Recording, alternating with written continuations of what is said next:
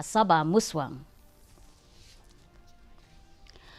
Menteri ketenat ke kuat ke kia ikong amperin lingdo ila pentip baka tenat kan sepenlong ya ke interview ya ke jingtung ya ki mid-level health providers MLHPS Hatura West Garo Hills District haga khat Tarik Nailur.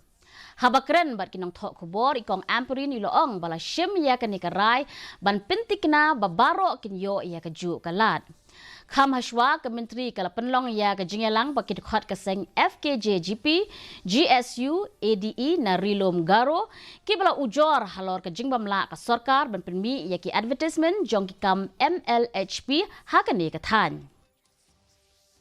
The department has engaged again and brought out an advertisement that will encompass and give opportunity to individuals who likely pass out of these two institutions.